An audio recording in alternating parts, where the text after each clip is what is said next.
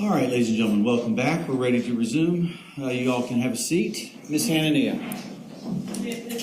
Yes, ma'am.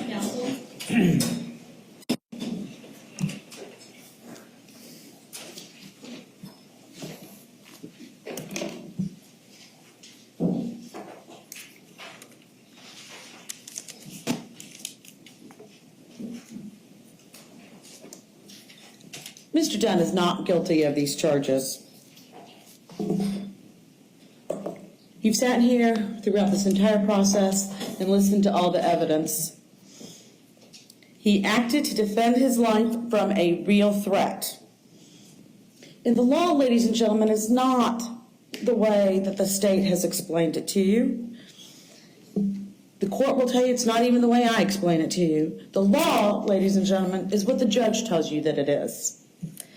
And the court will tell you what exactly the law says about how to judge Mr. Dunn's actions on that day when you're deciding whether or not he acted in self-defense. And it does include a belief that he is facing a real threat. That is clear from the language of the law. That if Mr. Dunn believed he is facing a real threat and acted upon that belief that the danger was real, that threat to his life was real, because that's what threat means, danger. And if he acted on that reasonable belief based on all the facts and circumstances to defend his life, then his use of force was justified. And we would submit to you that's exactly what the evidence in this case supports. He was confronted by an angry, agitated, yelling, cursing 17-year-old young man that he believed not only verbally threatened him, but threatened him by his actions. And keep in mind the evidence, ladies and gentlemen. These aren't words that Mr. Dunn said for the first time on the stand today. He said those words to Ronda Rouer. He said those words to Detective Musser. And he said them to Detective Musser over and over and over again. He said angry. He said agitated. He said yelling. He said that that man threatened to kill me. He said that that man took actions towards threatening to kill me. And he said it right after it happened. And it wasn't just a verbal threat. It wasn't just words. It was the actions of Jordan Davis as well that are part of the facts and circumstances that Mr. Dunn was in at the time that he acted to defend his life. He's looking at a young man in an SUV at a higher level than his own, a young man who's told him, I'm going to kill you. Not once, not twice, several times. He's looking at a young man who then leans over and grabs something. His actions thereby supporting his threat that he's about to do something to Mr. Dunn. He then opens the car door.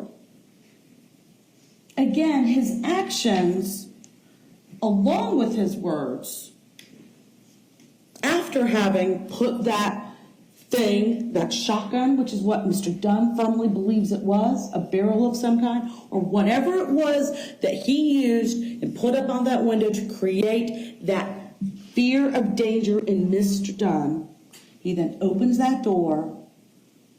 Again, the actions supporting the words and are part of the facts and circumstances that Mr. Dunn was in at that time,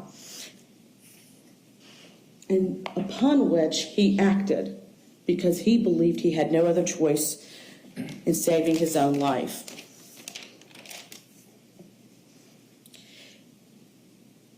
And he didn't shoot wildly. He didn't shoot at everybody else.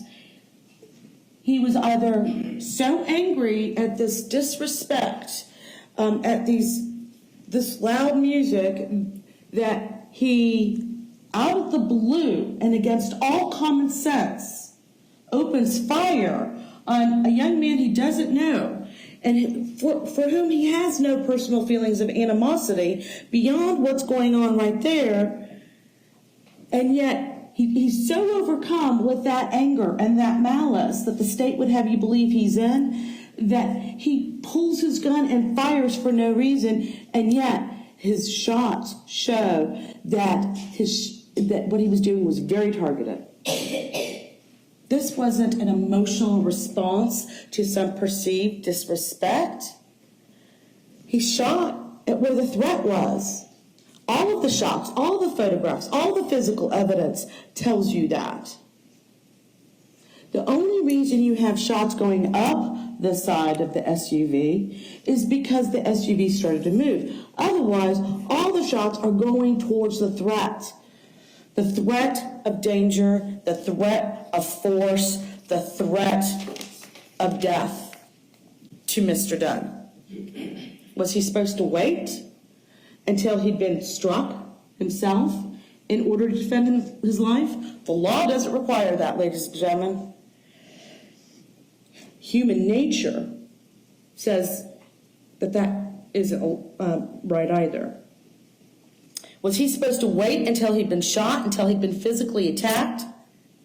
No. Again, that goes against that primeval, instinctive urge to protect one's own life. Makes no sense that one would be expected to be shot themselves before acting in self-defense, and it's not what the law requires. You will not hear the judge tell you that Mr. Dunn must have been physically attacked himself before he had a right to defend himself. You will not hear that under the law. You will not hear that Mr. Dunn's property had to be attacked in some way physically in order for him to have the right to defend himself, because that's not in the law either. The law recognizes that you can act before harm is done to you to protect your limbs, to protect your health, to protect your safety, to protect your life. That you are allowed to act before harm is done to protect yourself from that danger if it is real. And if you believe it to be so, and if you believe that that's the only way that you can protect yourself, that's what we have in this situation.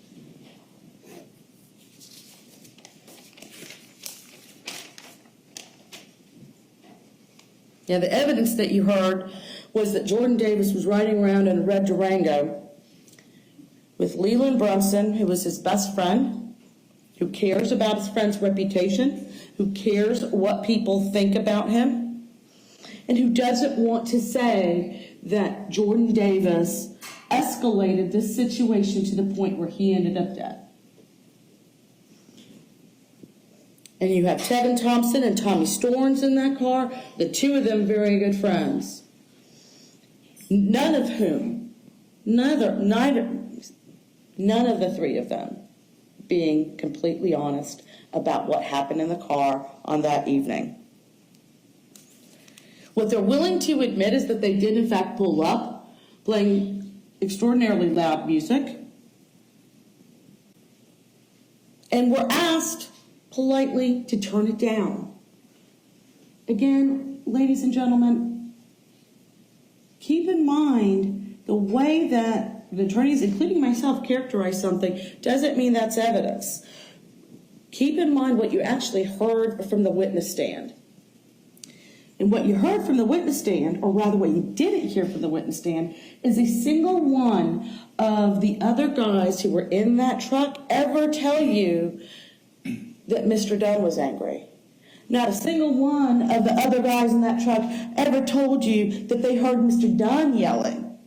Not a single one of those other guys ever told you that they heard him cursing.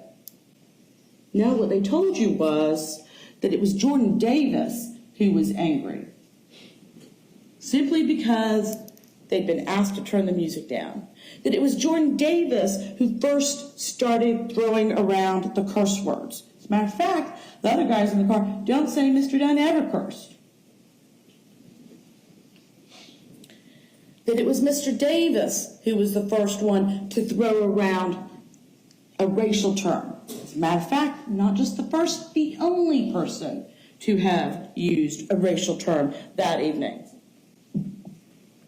And let me just say right now, ladies and gentlemen, this is not about race. I think there's been a tendency to make that the underlying context of this event. This is not about race.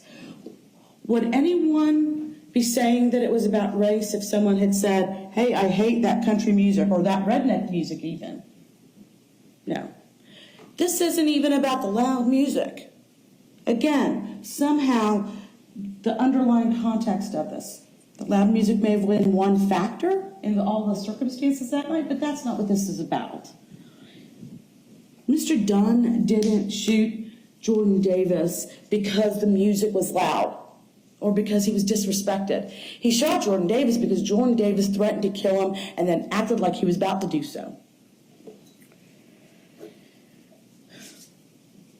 But none of the other guys in that car, say anything about Mr. Dunn using any of those terms.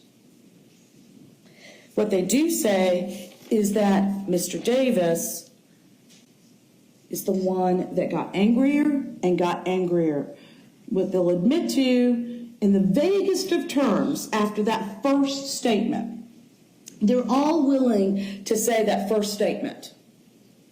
The one where Jordan Davis tells Tevin Thompson, F that N-word, turn the music back up. And again, obviously, real words were used. Not euphemisms like we're using here in court because we're in a courtroom and it's not polite. But in that moment, at that time, real words were being used when that statement, F that N-word, was used.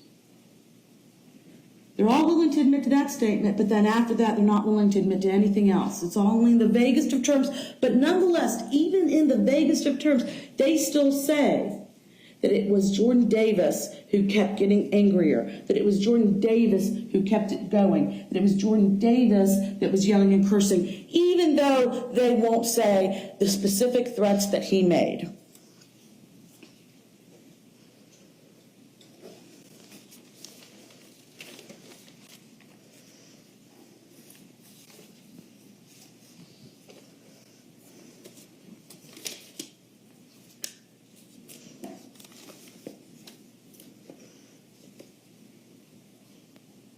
What you know, what you've heard from the stand,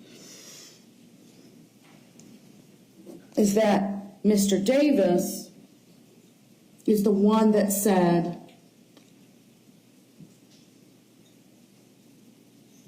kill that bitch. That he's the one that leans down. That he's the one that grabs something and bangs it against that door. Ratcheting up the level of fear in Mr. Dunn with each action that he takes. That he's the one that says, excuse me, one more time, you're dead, bitch.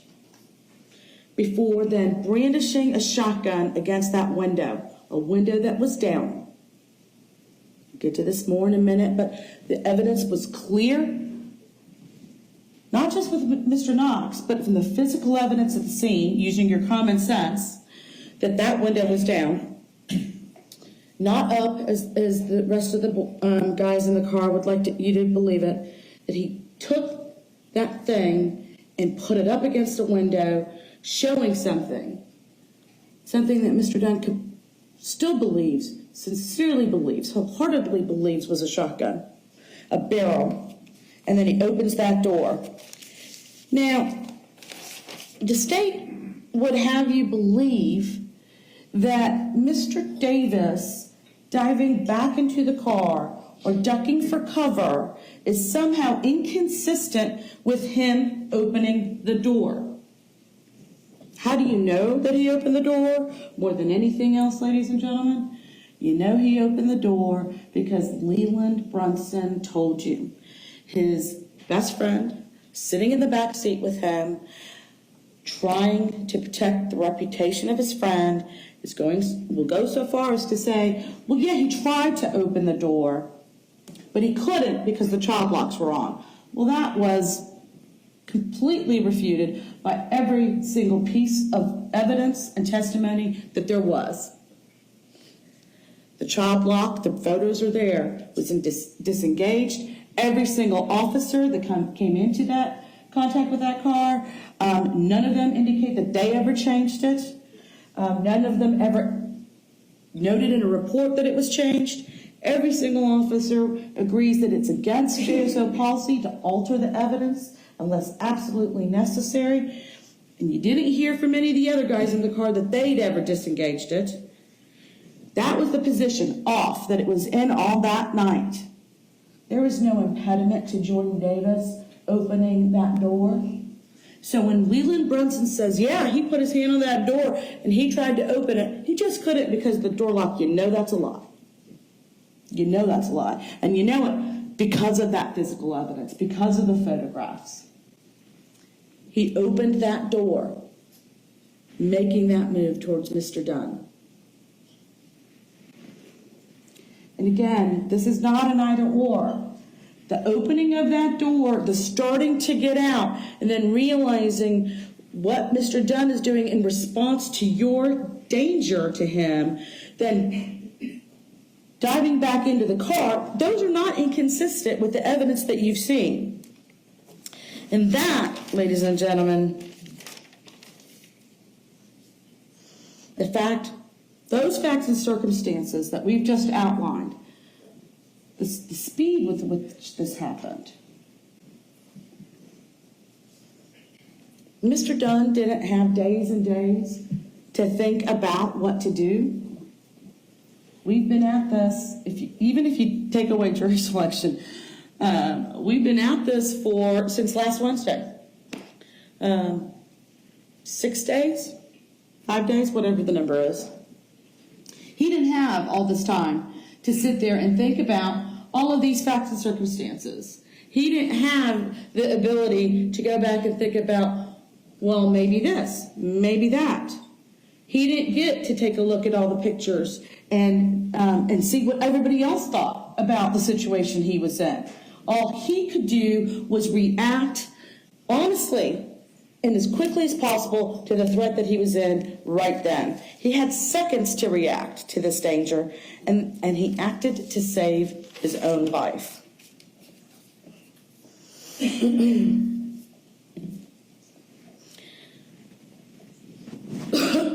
Excuse me.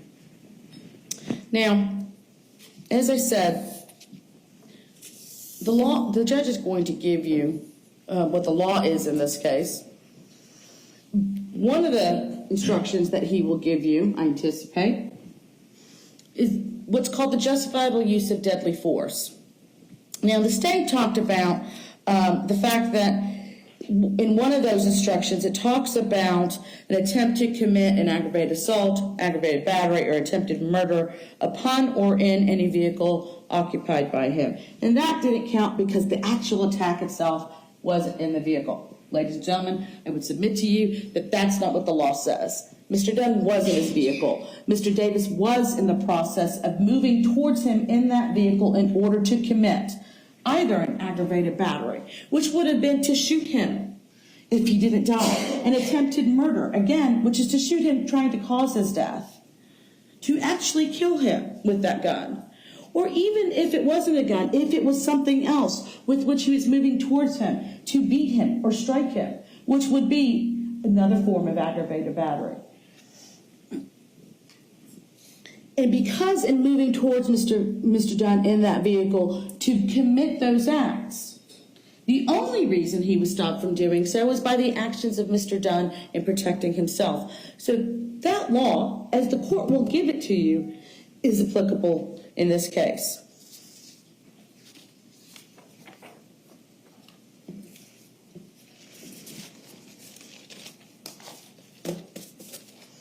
The state argued that Mr. Dunn had no reason to fear because he was safely in his car. He had no reason to act against this threat to himself. When he sees the barrel of a shotgun, whether he's sitting in his car or not, he is not safe in his car, ladies and gentlemen. And it's unrealistic and against common sense to suggest that he is. Because sadly, we know from the facts of this very case, because of the death of Jordan Davis, that the fact that you're sitting in a car doesn't mean you're safe from an attack. Doesn't mean that you can go, okay, I'm sitting in my car. Even if this person's is coming after me, I don't have to worry because I'm in my car. Even though I think that person has a gun and is coming at me, I don't have to worry because I'm in my car. I don't have to react to protect my own life because I'm safely in my car. We know that that's not true. Sad to say.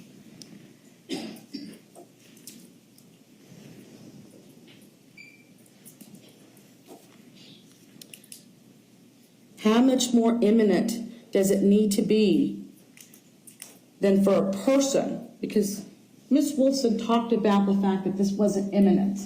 It wasn't an imminent danger because Mr. Davis may have dived back into the car. It wasn't an imminent danger because he turned away to grab his gun before coming back. How much more imminent do you need it to be than for a person to tell you you are in danger? Which were what the statements Mr. Davis made to Mr. Dunn. I am going to kill you. I should kill you. I am going to kill you. I'm going to kill you now. This is statements that he testified to. Statements that he told Detective Musser about. Again, this isn't the first time Mr. Dunn has said those words. He said them when this happened. He said them to Ronda Rouer when she got into the car immediately after. She testified to the fact that he told her, they threatened to kill me. They started advancing towards me. This is right after it happened. If he's made up this story to tell Detective Musser and to tell you guys about what happened, immediately after Ronda Rouer gets into the car, he says, they threatened to kill me. When she asked him what happened, he says, they were advancing towards me. He says to her, I fired because I was in fear of danger. I was in fear of my life. But how much more do you need than to be threatened 3 times, to be told you are in danger, than to be shown a gun and have that person move towards you? This example of having, a gun held to your head. Again, To go rule at this point. Using the term you. Sustained. how much more danger need one be in before it is imminent? Ms. Wolfson talked about an example of a gun being held to one's head, to a person's head, and said, that's imminent. Ladies and gentlemen, I'm going to tell you again that I don't anticipate the court is going to instruct you that a gun has to literally be pressed against one's head and somebody is on the verge of pulling that trigger for somebody to be able to defend themselves. Not only would that be morally wrong, it is legally wrong, and it makes no sense whatsoever. And use your common sense. Absolutely. Use what you heard from the stand. Use what the court will give you, and use your common sense. This isn't ultimately that complicated a case, ladies and gentlemen.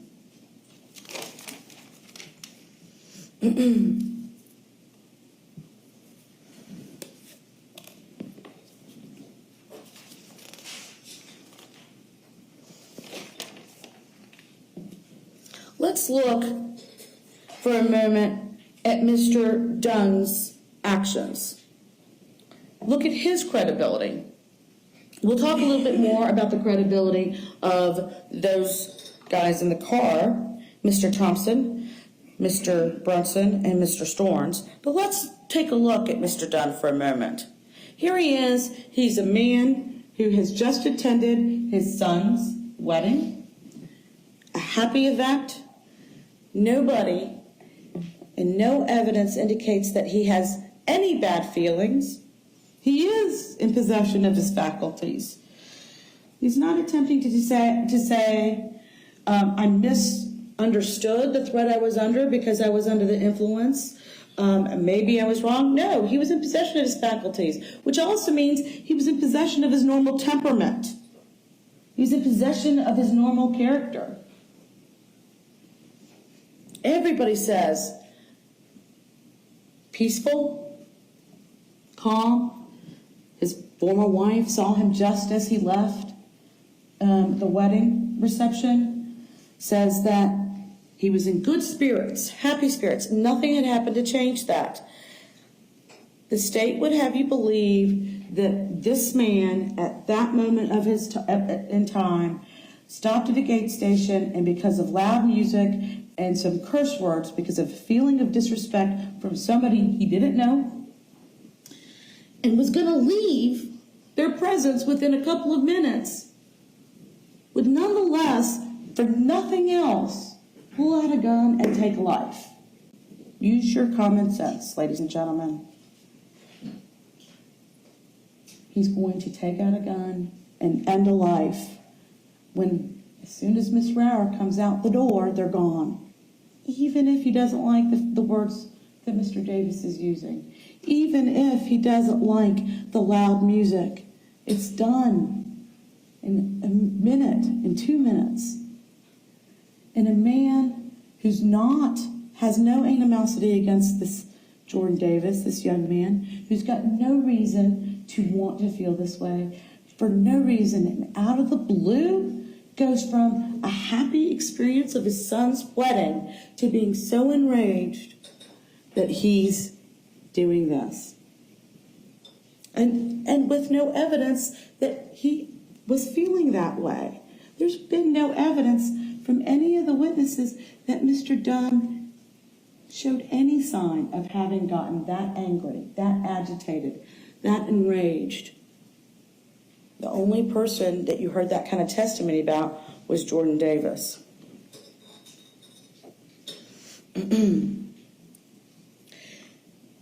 How do you go about judging the credibility of all of these witnesses? Not just Mr. Dunn. We'll talk for a few minutes about Mr. Dunn right now, but this would apply to all of the witnesses in the case.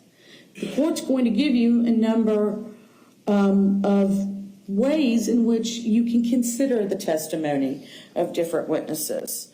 One of the things the court's going to tell you is that you should look at whether or not a witness had the opportunity to see or know the things about which the witness testified.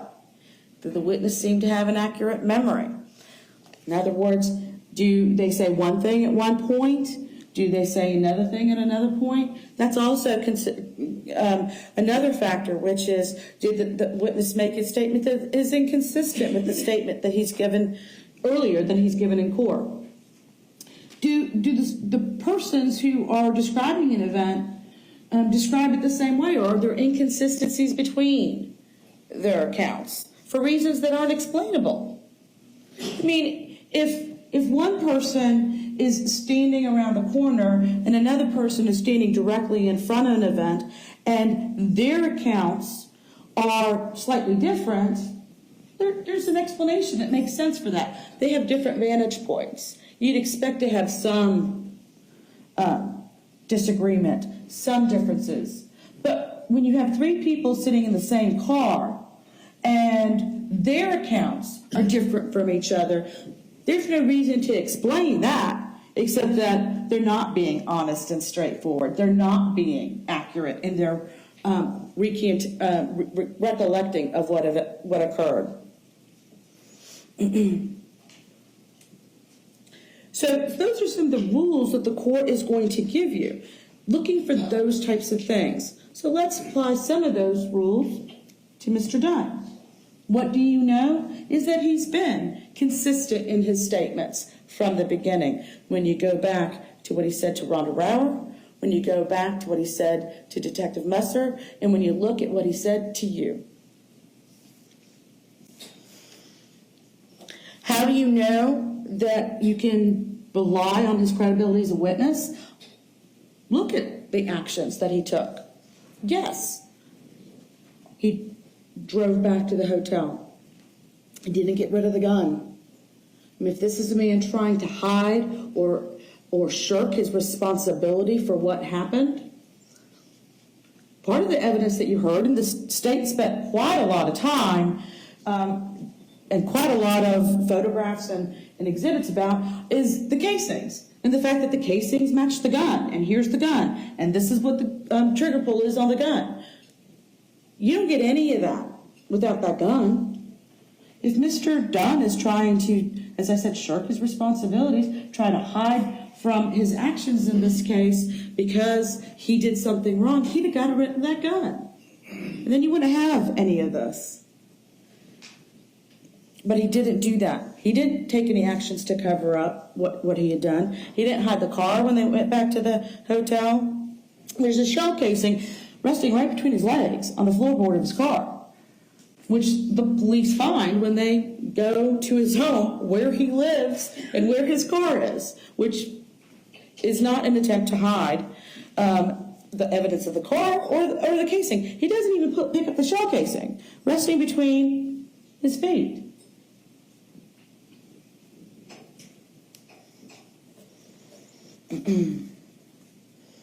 All of his actions, while in fact he did go back to the hotel and he did drive down, are explainable, but certainly are not anything that indicates a desire to evade the police or evade what he did. Again, look at his actions. He talks to the police when they call him. He tells them exactly where he is. He doesn't try to hide his location. He obeys every instruction that the police give him when they come to the home that he's waiting in. And he waits there knowing they're coming. He obeys all their instructions. They tell him, you don't have to talk to us. The law, the United States Constitution says you have a right not to talk to us. They tell him that you can have an attorney. The United States Constitution tells you can have an attorney while you're talking to us. And if you can't afford one on your own, the United States Constitution says we have to give you one.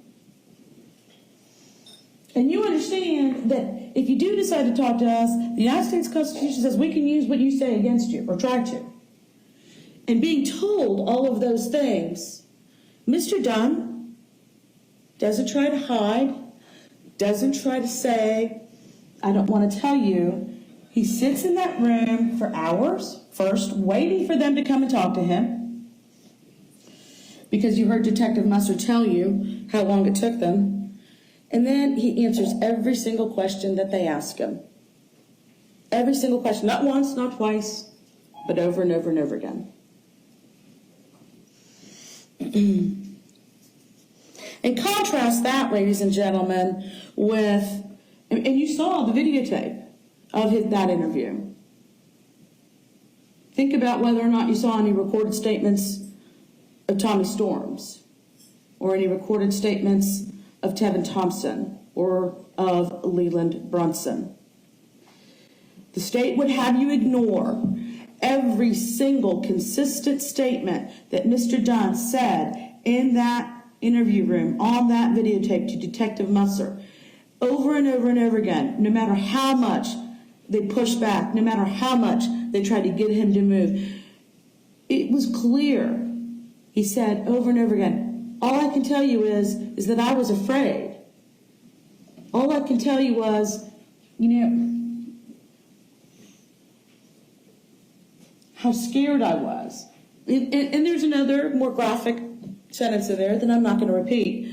But you heard it. It was on the videotape. It's the equivalent of, that he was pooping bricks, okay? I don't mean to make light of it, but I'd rather not repeat the whole thing. And listen to how he's talking to them when he's saying these things. He's being honest and emotional about how he's reacting to this. And in spite of that, because they've recorded him, the state's picking out the only little details that they could find. Well, he said he threatened him this way, but he didn't say he threatened him that way. And again, contrast that with Mr. Thompson, Mr. Storms, and Mr. Brunson, for whom there is no recorded statement, because it's the policy of JSO. And it's their policy because they don't want those first statements to be indelibly recorded forever. Judge, I'm going to judge that as facts, not evidence. Sustained. You, nonetheless, have no opportunity, ladies and gentlemen, as the triers of fact, to actually compare what those three young men said on that night versus what they said on the stand, because of that decision by the Jacksonville Sheriff's Office to not record those statements.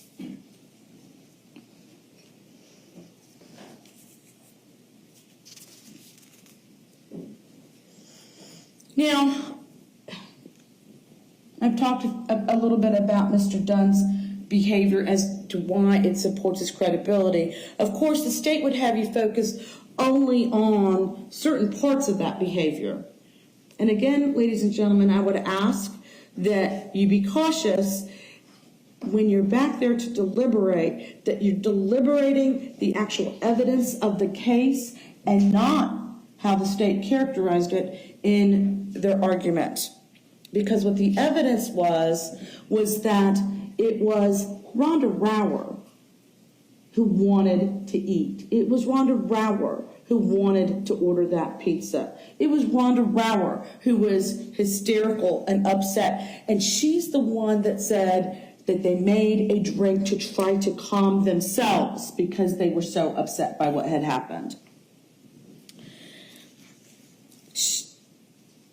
She said that she wanted the pizza. She said he didn't even eat. He didn't sleep or barely slept. None of it which are the actions, if you look at the actual evidence, are not the actions of a cold, uncaring person, but rather a person who is torn about what's just happened, this experience that he's just been through, who's traumatized by this experience that he's just been through. And that when he discovered that a person had actually died because of that experience, was physically sick in reaction to what had happened. Now, you also heard Ronda Rouer say, yes, I said, you need to take me home, you need to take me home. And the state would have you believe that she wasn't jumping up and down and that he could have made his own decision, which is true. Should he have acquiesced to her desire to go home and done that? Probably not. Does that change what he was thinking and feeling at the time that he actually fired the shots? No. Because that's the state of mind that's important. His state of mind at the time that the shots are fired. Not what his change of mind is 3 hours later, 5 hours later, 10 hours later.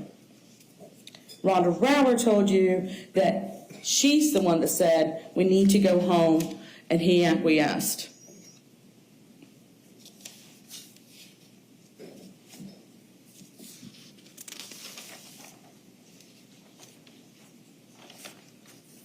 And what he told you was that it was always his intention to contact the police, whether it was in Jacksonville or whether it was in Satellite Beach, to contact the police once he discovered that Mr. Davis had died as a result of the events at that gate gas station.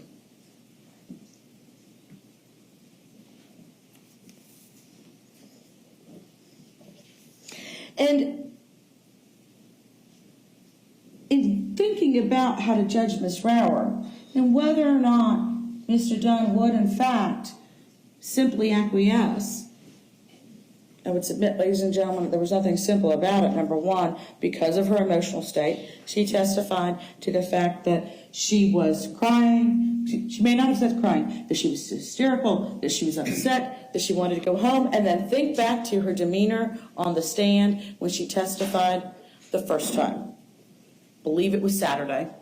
Don't remember that exact day that she actually came in, but she's testified twice before you. Think back to the first time that she testified. Now, it's been 2 years. She's no longer with Mr. Dunn. She's moved on in her life. These events aren't still going on to her. They're going on to somebody else. And yet, think back to her demeanor, to the way that she acted all throughout her testimony, but especially one point where she was on the stand and we were at sidebar. This emotional state, even 2 years later, is a clue to you, ladies and gentlemen, as to what her emotional state was on the night that this occurred and why Mr. Dunn would have given her what she wanted.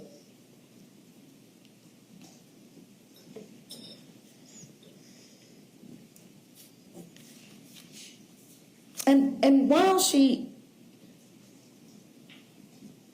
talked to you about the fact, and she admitted on the stand all the things he told her about what had happened, the only thing that she didn't remember is that he said he'd seen a gun. But she also testified that she didn't hear everything he said to her because of her emotional state. And she told you that they didn't really talk about it that much after he first told her what happened because of both of their emotional states. And everything he told her is consistent with what he told you. Now, we would anticipate that one of the things that the state may argue when they get back up, because they'll have an opportunity to come back up here and speak with you, ladies and gentlemen, I will not. This is the only opportunity I'm going to have to be able to talk about anything that they may say about the law or the facts. I would ask you, because of that, in spite of the fact that I can't get back up and give you any more argument, to keep in mind the things that we've talked about throughout this process in evaluating even their second argument that you'll be hearing. But one of the things that they may get up and try to argue to you is that, why didn't he just leave? All he had to do was leave. That's all he had to do. If he'd done that, everything would be okay. Well, ladies and gentlemen, again, that's not what the law says. The law says that if you're not doing anything wrong, I expect the court will instruct you that if Mr. Dunn was not engaged in an unlawful activity, and I would submit to you that frequenting the gas station is not an unlawful activity. If he was not engaged in an unlawful activity and was attacked in any place where he had a right to be, then he had no duty to retreat. And he had the right to stand his ground and meet force with force, including deadly force, if he reasonably believed that it was necessary to do so to prevent death or great bodily harm to himself or another, or to prevent the commission of a forcible felony. So, ladies and gentlemen, we expect that is exactly the law that the court will give you in those exact words. So if the state were to get up here and start talking to you about why didn't he just leave, why didn't he just go away, keep in mind the law that the court will give you at the end of this. And keep in mind that they're trying to distract you from the real issues, that they're trying to make you believe that that's not what the law says. That's the law that applies. He had no duty to retreat. He had the right to defend himself. He wasn't required to put himself or anyone he loved in any greater danger by trying to avoid, by driving away or leaving. And even if he could have safely done that, the law says he's entitled to have done what he did if the conditions in the law are met, and that's what we would submit to you is exactly what happened.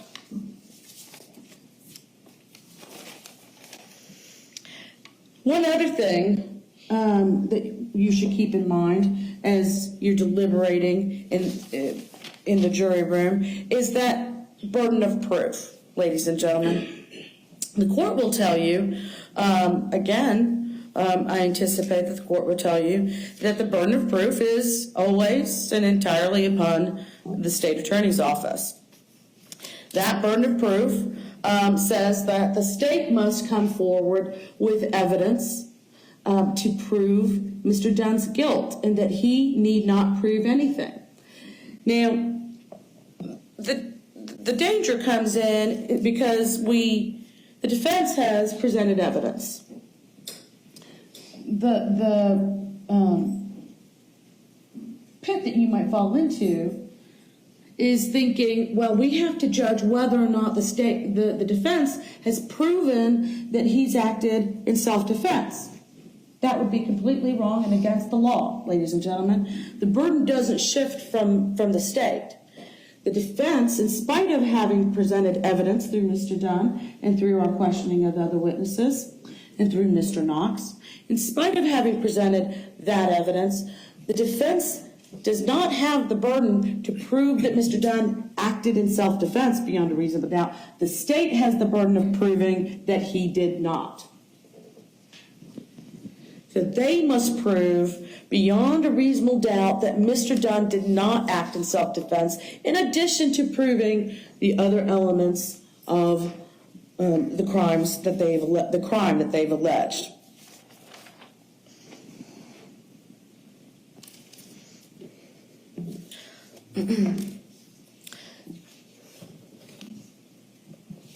Let's look at this time, ladies and gentlemen, on how we know. What physical evidence do you have that helps to tell you what happened that night, beyond the credibility of Mr. Dunn and what we would argue is the lack of credibility of Mr. Thompson's, Storms, and Brunson.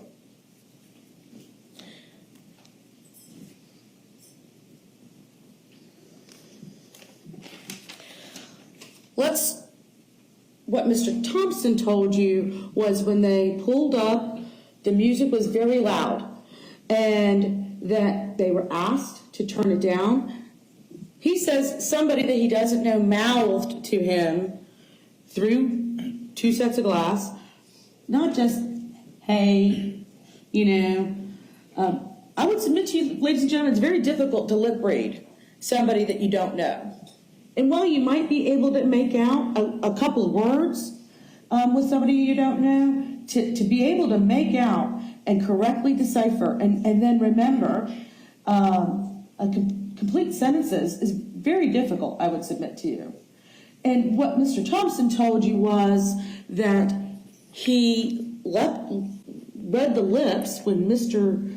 Dunn mouthed, "Can you turn that down? I can't hear myself think."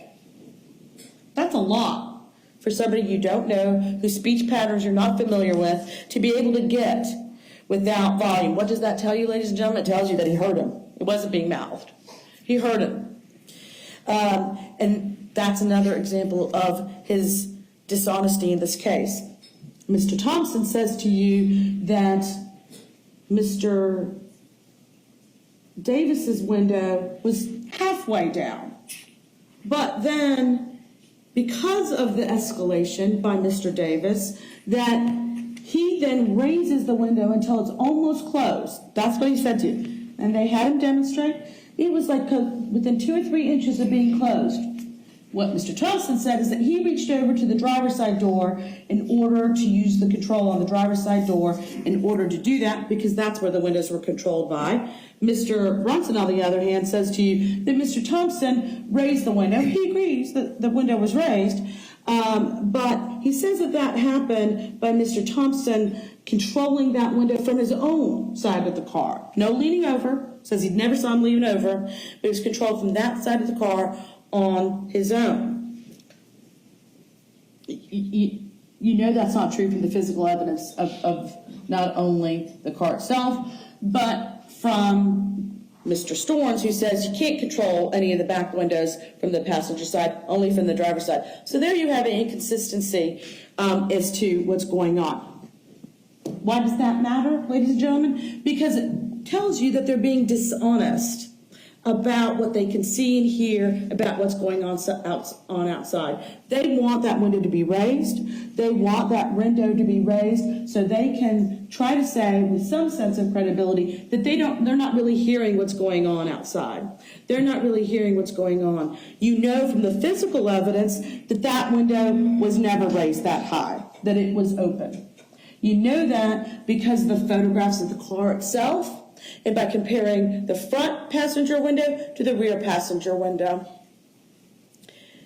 If the rear passenger window had been just short of being closed, as two of the three people in the car say it was, then it would look like the front passenger window. Shattered, but still intact and folded over because of the tint.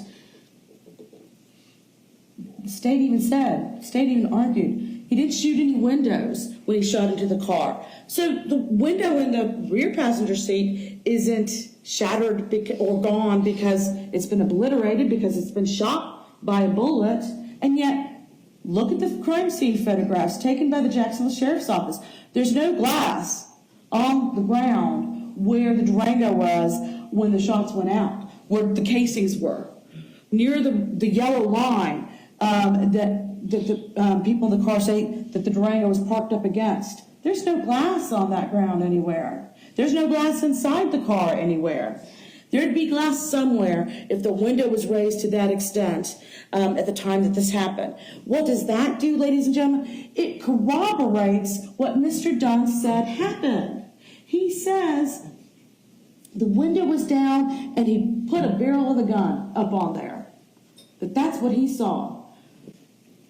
The three people who testified who were also in that car say that couldn't have happened because the window had been raised to just up here.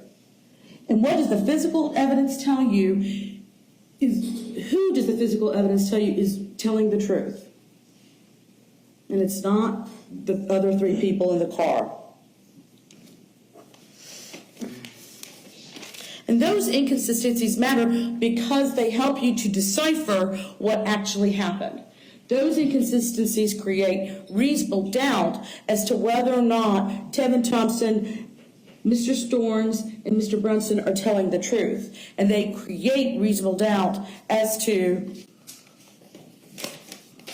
Mr. Dunn's guilt.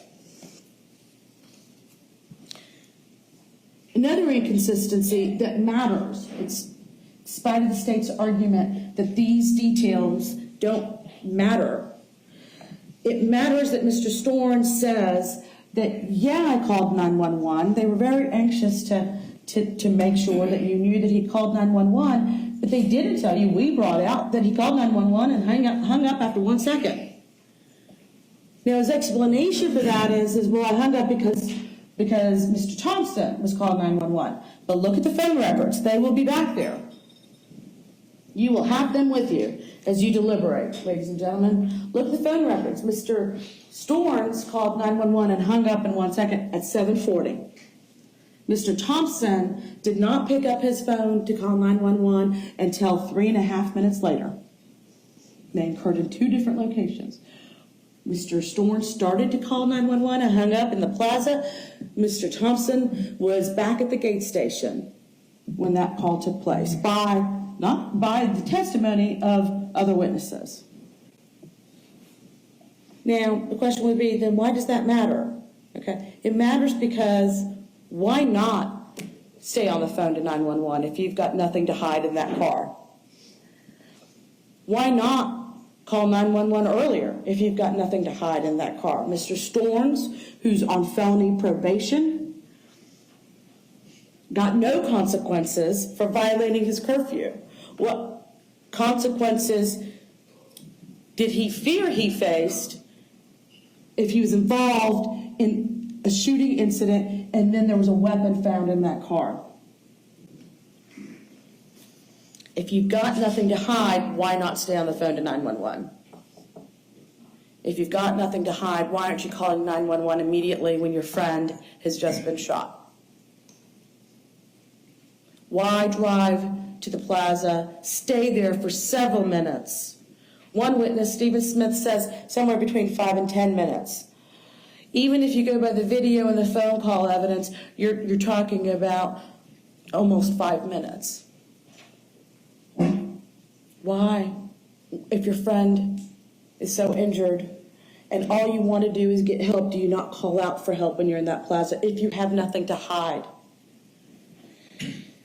Is there a witness who saw them hiding something? No. But there's also, those witnesses also said that they didn't see their actions entirely. The LeBlancs, Alyssa LeBlanc says she doesn't see the actions of the passenger on the passenger side of the car.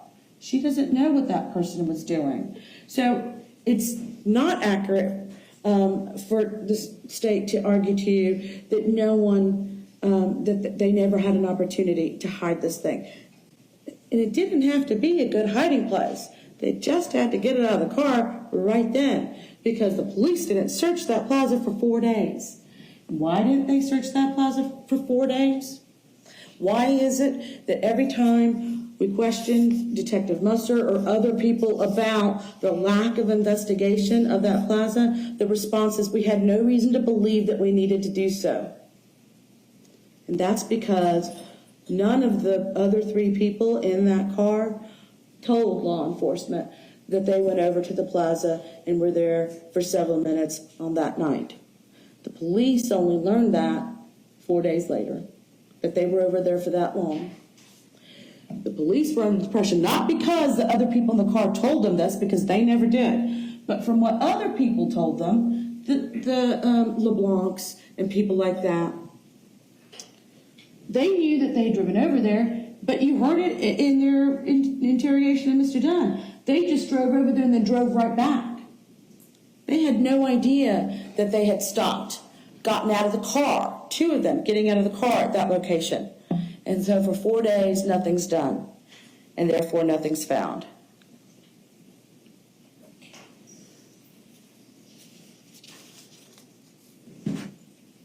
And the truth is,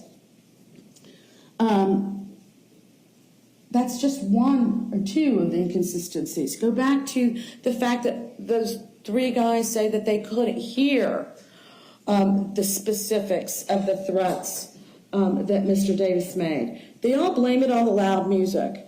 But when they were questioned, all of them agreed the music had been playing all night long as they traveled around. They all agreed that it had been at about the same volume all night long. But then they also all talked about the fact that they had been talking about girls, and about going to this mall, and then going to that mall. And that chit-chat was perfectly heard while they're in the car, listening to the same loud music at about the same volume. But when it comes to talking about the words and phrases and threats that Mr. Davis was making towards Mr. Dunn, then, well, the music was too loud, and I couldn't really hear. Use your common sense again in evaluating the credibility of those kinds of statements and that kind of testimony.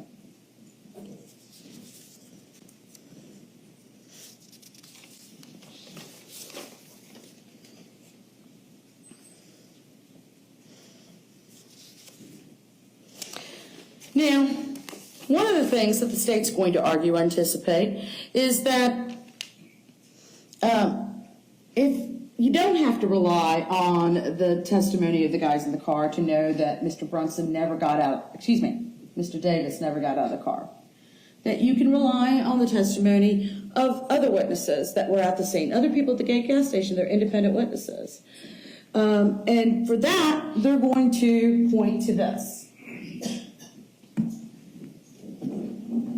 And that's State's Exhibit number 171. This hat that they showed several people who were at the gate station that night, people who were strangers to Mr. Davis, and asked them, did you ever see that hat? around the Durango? Wouldn't you have noticed if you'd seen that hat? Wouldn't you have remembered if you'd seen that hat? And of course, all those people said yes, of course.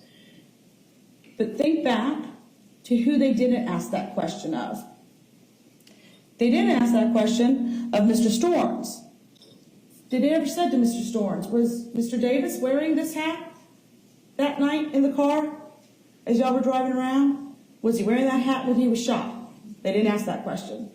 You don't have that evidence. They didn't ask Tevin Thompson that same question. They didn't ask Leland Brunson that question. You have no evidence before you from that stand or anywhere else that ever tells you Jordan Davis was wearing this hat as opposed to possessing it being with him at the time that he was shot. All they can actually prove to you is that this hat, along with the other clothing, was sent to them from Shands Hospital along with Mr. Davis. That's all. So when they get up here and argue to you, this is how you know, look at this hat. Look at what it looks like. Everybody would remember that they'd seen it getting out of the car between the Durango and Mr. Dunn's car, the Jetta. That's them overreaching. That's them asking you to believe something that they haven't actually proved. And that, ladies and gentlemen, is not a sufficient basis for a solid and just verdict according to the law.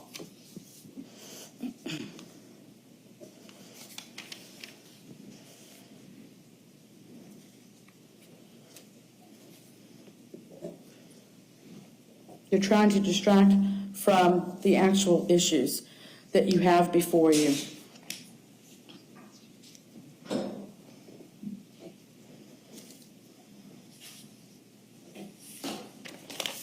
Another way, under the rules with which the court will tell you to judge the credibility of these witnesses, another way that you know that they're lying, as I think I mentioned at the beginning, was that this issue of the child locks.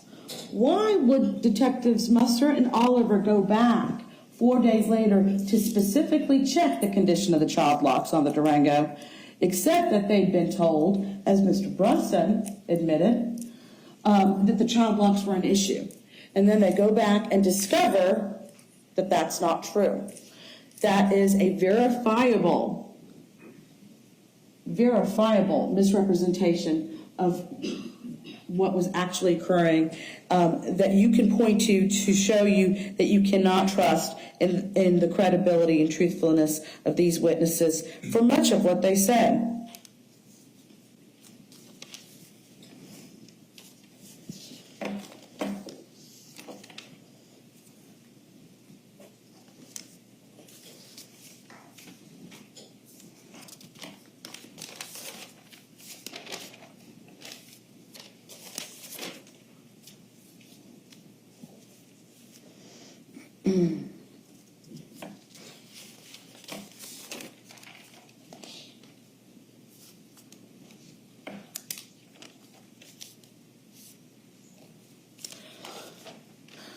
Ladies and gentlemen, there has been some talk in this case about the completeness of the investigation that the police conducted in this case.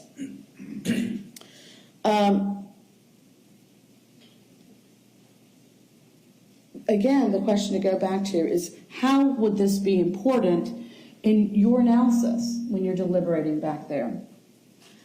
What does it mean to your determination of proof beyond a reasonable doubt? One of the things that it means is that you don't have all the evidence that you may have had if the state and the police had done a more thorough investigation right away. If you'll recall what you heard from the police officer, Sergeant Shore, and others, that a perimeter wasn't established for about 20 minutes, even at the gate gas station. So even if you want to believe that they didn't hide something in the plaza, but even at the gate gas station, the perimeter doesn't go up for about 20 minutes.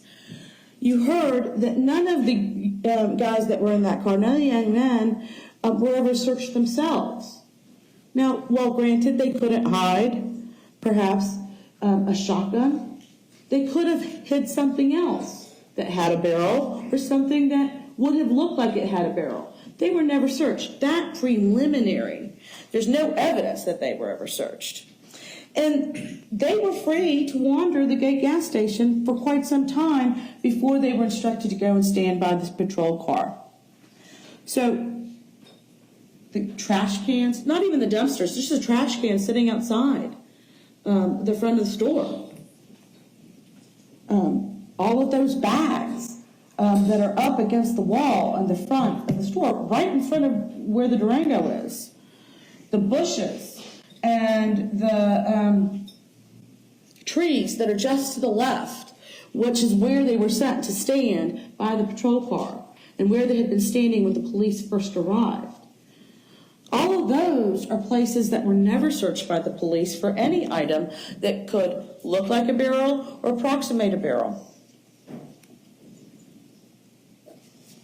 And yet the police found it important enough to collect and photograph the bottle of wine and the bag of chips, but they didn't even search the gate property. They didn't, when going out to investigate the issue of the child locks, they didn't take any photographs of that. And yet you have before you pictures of the bag of chips and bottle of wine, which no one has ever disputed and which matter not a bit.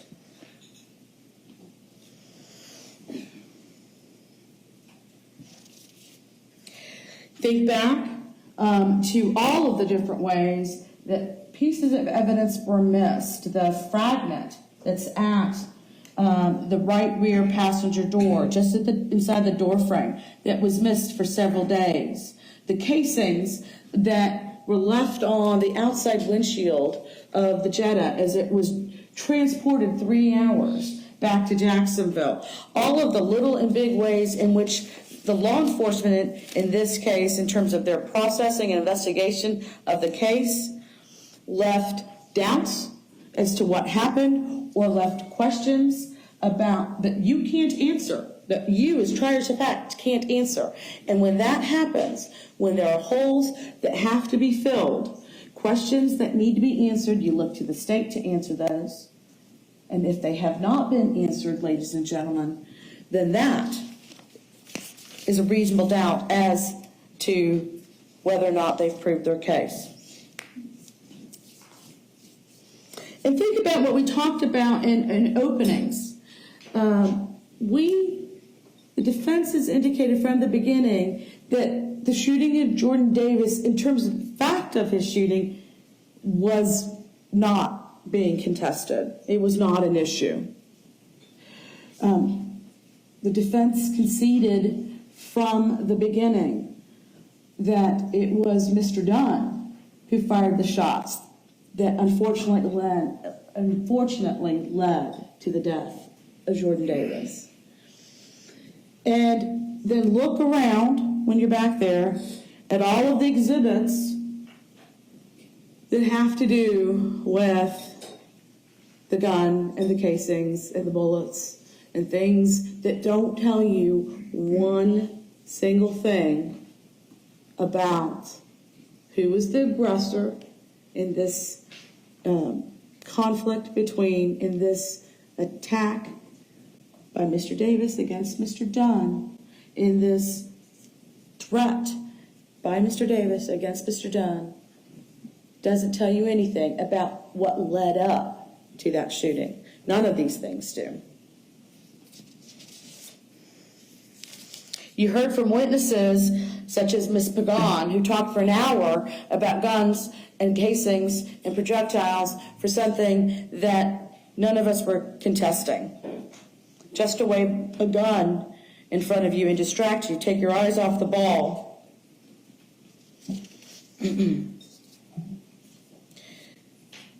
You had testimony about trigger pulls. And we're told that a 6 1/4 trigger pull is like trying to pick up a 5-pound bag of sugar with one finger. Well, again, ladies and gentlemen, use your common sense. Ms. Pagan said there was absolutely nothing difficult about pulling that trigger. That's the kind of testimony that sounds like it means something and doesn't mean anything at all. There was nothing hard about pulling that trigger for Ms. Pagan. It doesn't take any extraordinary effort in order to do that, especially for someone who's familiar with a gun. The state's going to argue to you that because of that 6.5 pounds of trigger pull, that's somehow proof of premeditation. That's because he had to make an effort to pull that trigger each and every time. And that each and every time, therefore, that's reflection, that's proof of premeditation. When in reality, using your common sense, ladies and gentlemen, what you know is that for someone familiar with that gun, to pull it out, take off the safety, and fire at this person who's threatening him took no time at all. It took seconds.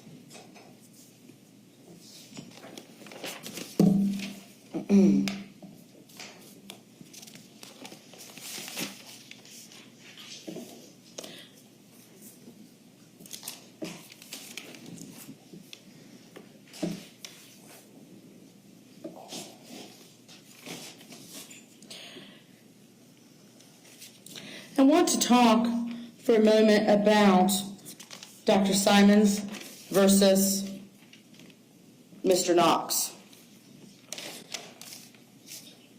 This is a key component, I would submit to you, ladies and gentlemen, for both the state's case and the defense case. The court will instruct you that expert witnesses are like other witnesses, with one exception. The law permits an expert witness to give his or her opinion. However, an expert's opinion is reliable only when given on a subject about which you believe him or her to be an expert. Like other witnesses, you may believe or disbelieve all or any part of an expert's testimony. So, for instance, if you do not believe that Dr. Simons is an expert for some or all of her testimony, then the law says that you should disregard that. That's what that instruction means. There is no doubt that Dr. Simons may be an expert in forensic pathology, that she may be an expert in anatomic pathology. She's not an expert in dealing with crime scenes and bullet trajectories. You know, there's a reason that Ms. Pagan said, oh, I don't deal with what bullets do to bodies. That's another discipline. That's another area of expertise. She deals with ballistics in terms of identity and the evaluation of firearms.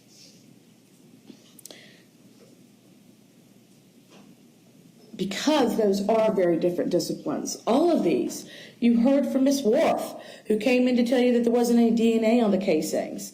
Dr. Simons talking about crime scenes and bullet trajectories outside of the body is like the DNA person coming in and talking about an autopsy.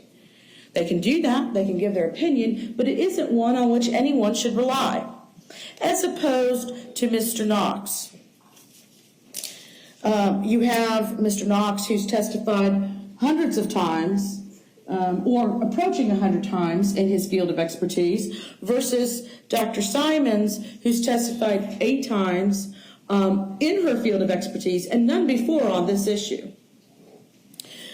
You have Mr. Knox, who is an accredited crime scene reconstructionist, one of less than 20 in the country who hold that distinction, versus Dr. Simons, who's never even done this before, never even gone out to scene, placed dowels through a vehicle in a shooting in order to try to determine a trajectory of a bullet before she did it in this case, and she hasn't done it since.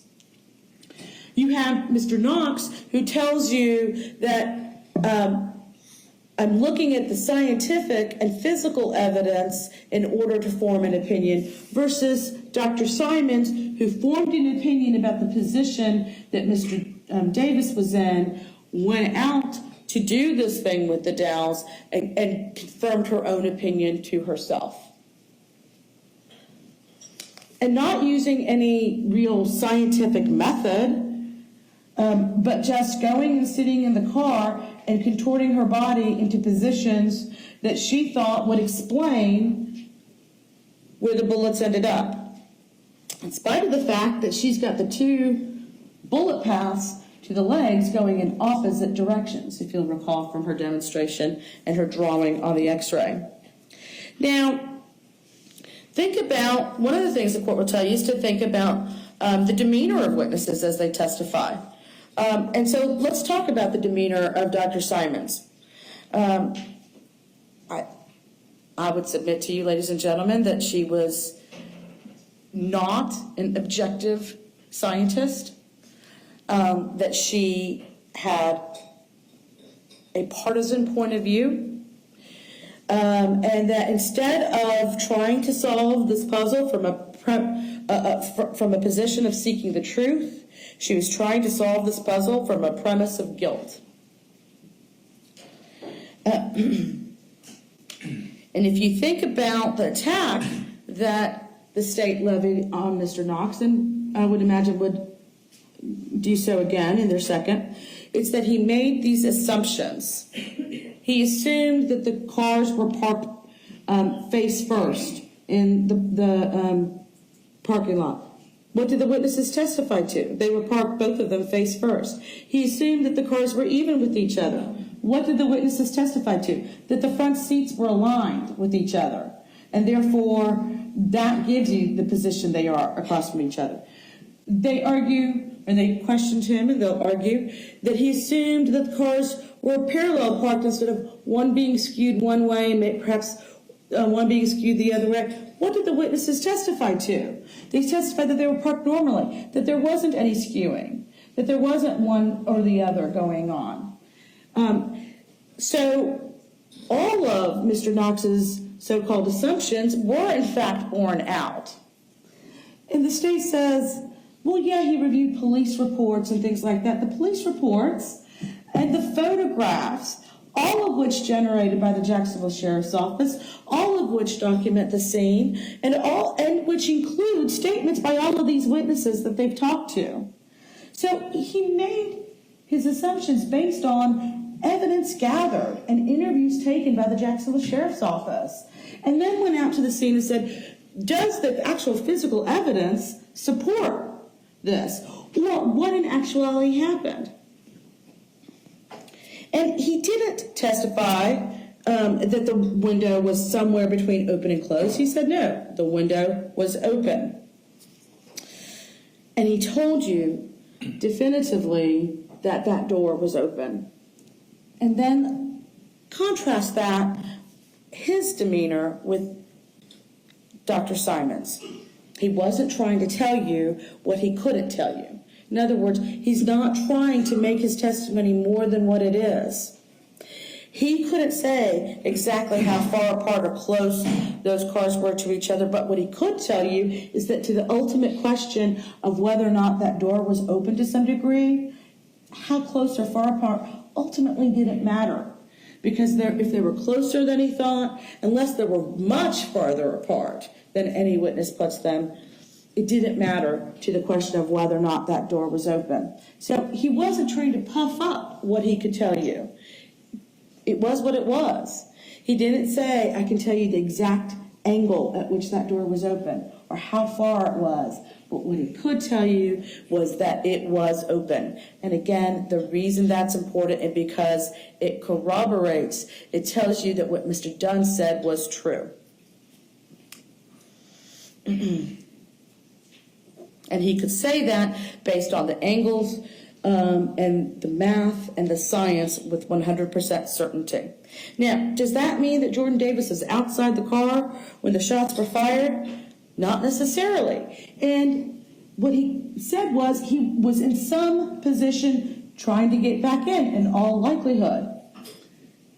But again, not trying to overplay what he could or could not say.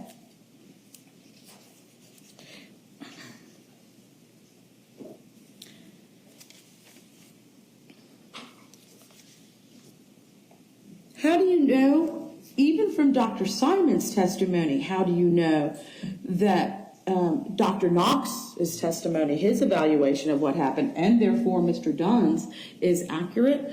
Let's talk about the two most minor of the injuries to Mr. Davis. They aren't the things that killed him. They're not even the things that hurt him very much. But they are telling. They are telling.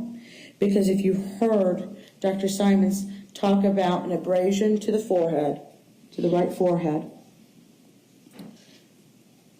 how does Mr. Davis get that abrasion to his forehead?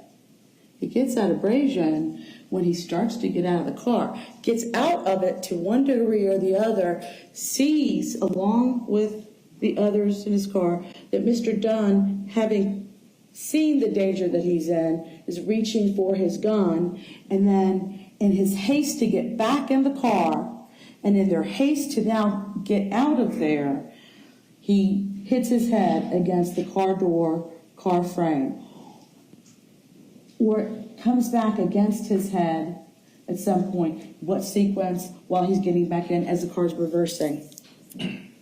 That's how he gets that abrasion to his head, because he's trying to get into the car, and he's trying to get in so quickly that he hits himself.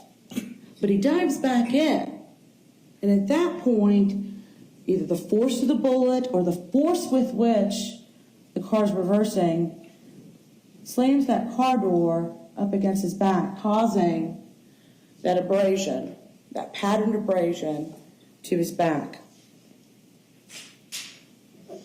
And telling you, therefore, that that car door was open at some point during this incident and not closed the entire time.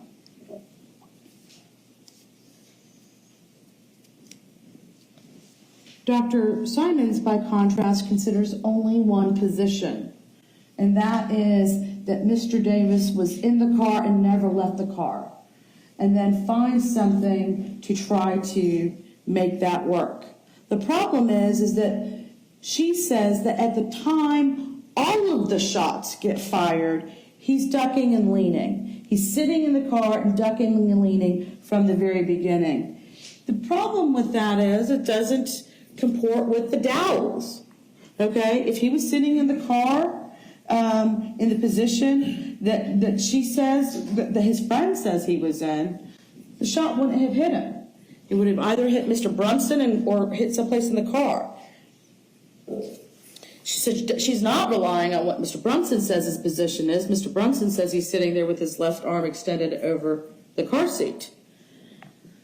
So she makes up a position that's not supported by any witness's testimony. Mr. Brunson's actually sitting in the car.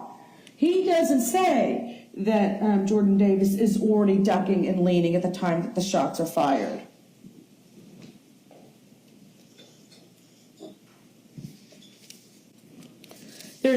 While Mr. Knox's predicates upon which he did his analysis were borne out by the testimony of the witnesses, Dr. Simons were not.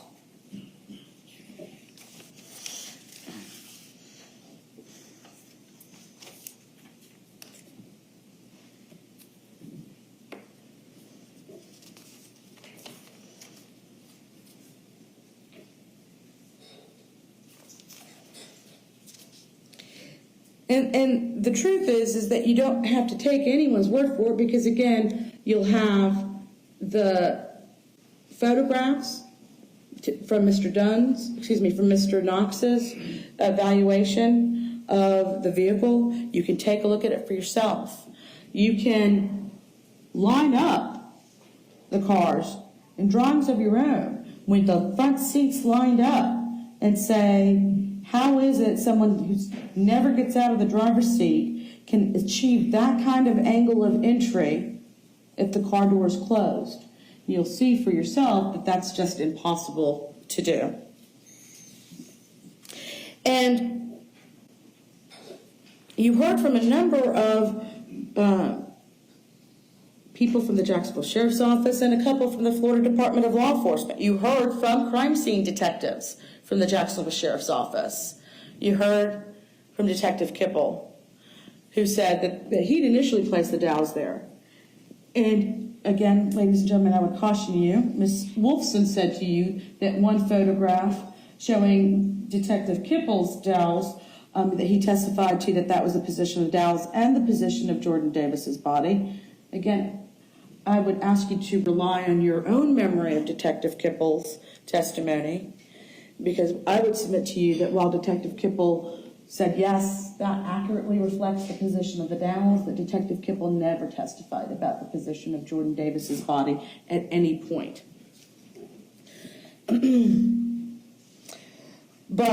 So you heard from crime scene detectives from JSO. You heard from expert scientists from the Florida Department of Law Enforcement from 2 different divisions. You heard that they have a number of other divisions that engage in scientific inquiry specifically to support law enforcement. And what's telling, ladies and gentlemen, is that none of the witnesses you did hear from that have any experience in this case in this field, such as crime scene detectives, and no other experts were ever put on to refute what Mr. Knox said about his analysis and his conclusions. They didn't put up any expert witness to refute what he said about the angles that the shot hit the car, or to refute the position of the door based on that.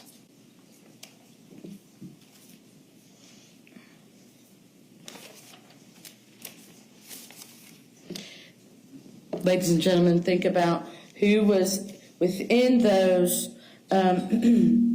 between those 2 witnesses, Dr. Simons and Mr. Knox,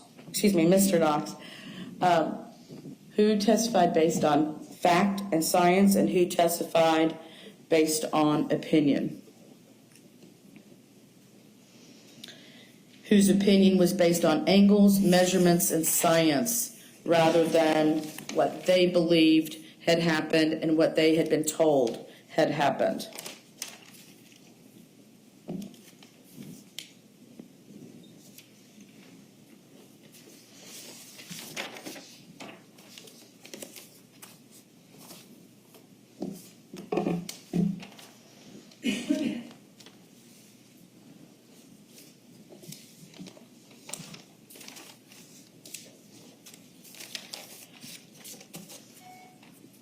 Ladies and gentlemen,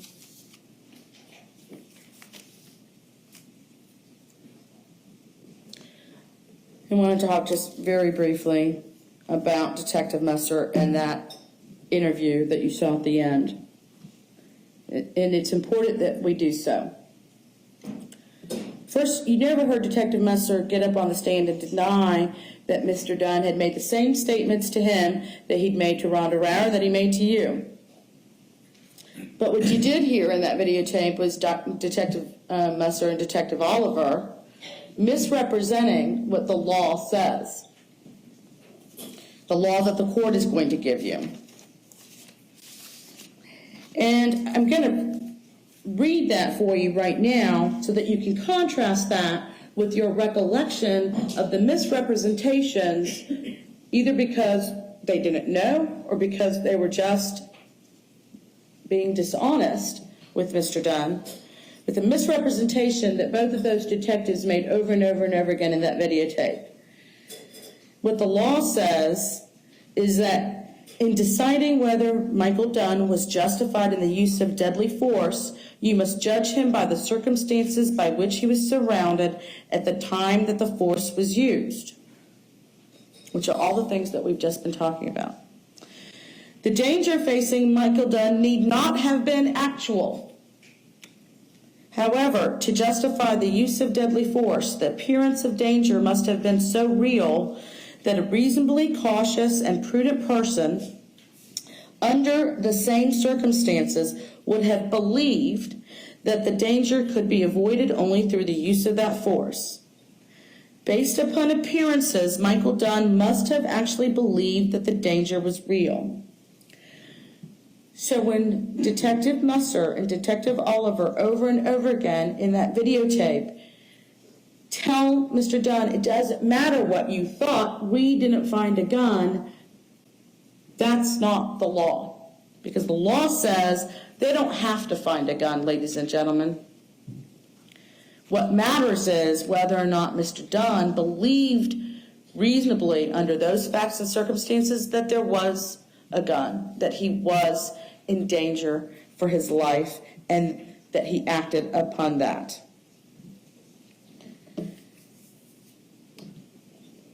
The statements and the opinions of Detective Musser and Detective Oliver aren't important here, because it's clear that it didn't matter what Mr. Dunn was going to say. They'd already come up with their own theory. They conducted their investigation based on that theory. And it didn't matter what Mr. Dunn was going to say to them then. It's clear because he tells them right off the bat, this is what happened. He tells them that he did it. So it's not a whodunit, and he's telling them that from the very beginning. He tells them why he did it, but it's the why he did it that they don't like, because it doesn't fit their theory. But it didn't matter because he was already under arrest. Before they ever began that interview, he's already under arrest. So all of that charade that they go through about pretending to want to know what his side of the story is, about pretending that they're still investigating, is put to rest by the fact that he's already under arrest before they even get one word on that interview. What they're really trying to do is to get him to make inconsistent statements, to move him off of what he's telling them has happened. And instead of getting that, they get over and over and over again, I was scared. He threatened to kill me. I don't know why he didn't find a gun, but that's what I believe that I saw. And ladies and gentlemen, based on the law that the court will give you, that's reasonable under those circumstances. And because the tragic loss of life resulted from that doesn't mean that he didn't act in self-defense at that time, at that moment. He's consistent throughout with what he tells them.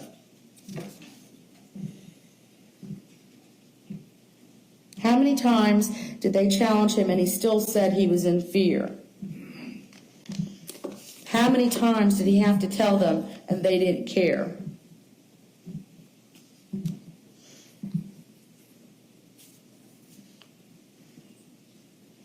How many times did they ignore the fact that the real person who was getting agitated, who was making threats, who was acting irrationally and wrongfully on that evening was Jordan Davis?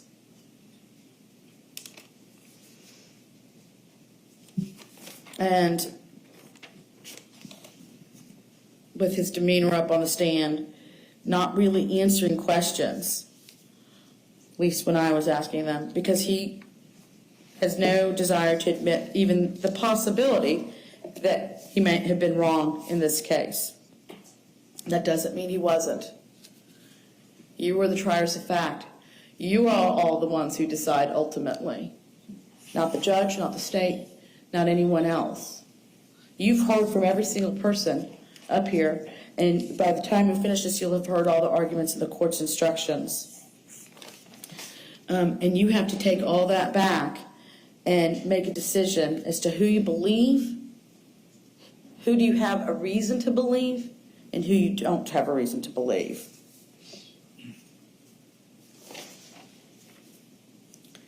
The state wants you to focus on everything but the key issue. It's not about race or loud music. It's about a man defending his life. All of these things that you have been given don't prove whether this happened because Mr. Dunn was protecting himself from the threat to kill him. They don't prove anything to you about who the aggressor was. What you must do, based on your oaths as jurors, is to set aside all those distractions. They want you to focus on what he did afterward, when he was panicked and scared and he wasn't thinking clearly. When what's important is the state of mind that he had at the time that the trigger was pulled. You need to focus on what happened at the gate gas station, on those facts and circumstances that he was in at the time.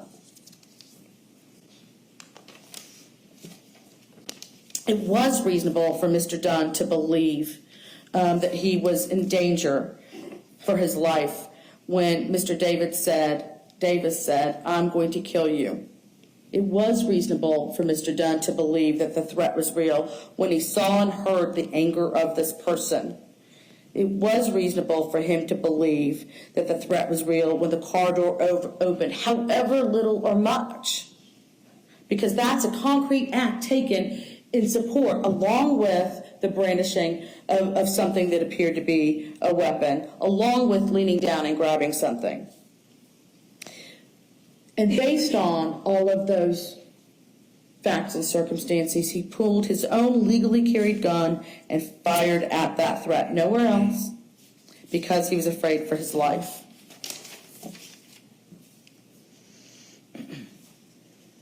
The state has already focused and will continue to focus, I have no doubt, on the fact that no weapon was found. Keep in mind, as you go back to the lack of thorough investigation that was done in this case. Was that thing that was slammed against the car door a gun or something else? We don't know that. Could have been a gun that was discarded in some way, either temporarily or permanently. Remember all of the phone calls that Mr. Storns did make while he was standing out there to friends and family.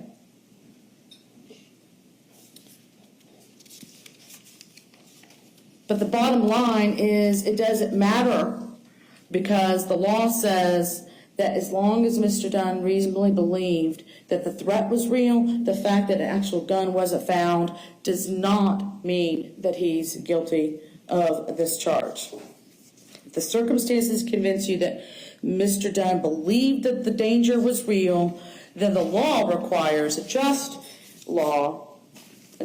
verdict requires that you return a verdict of not guilty.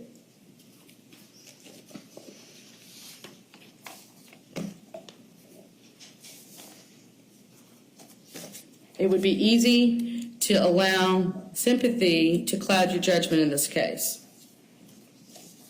The state may try to subtly pull on those sympathies when they remind you over and over again of the youth of Mr. Davis, of the size of Mr. Davis, of the fact that he died on that night. But that's not what your oath as jurors and what the law requires you to do. The law requires you to put aside all those attempts, subtle or not, at pulling at your heartstrings. It would be morally and legally wrong for you to allow emotion to cloud your judgment. And instead, what the law requires you to do is to apply the law and proof beyond a reasonable doubt, keeping in mind all of the laws that apply to this, and do the right thing that's required by the law, the right thing that's required by your conscience, and find Mr. Dunn not guilty. Thank you, Ms. Hanania. Ladies and gentlemen, we're going to take another break, another 15-minute break, and then we'll hear from Mr. Guy on the final closing argument at 5 minutes of 6. Do not discuss the case among yourselves, nor let anybody discuss the case with you. I'll see you back in 15 minutes.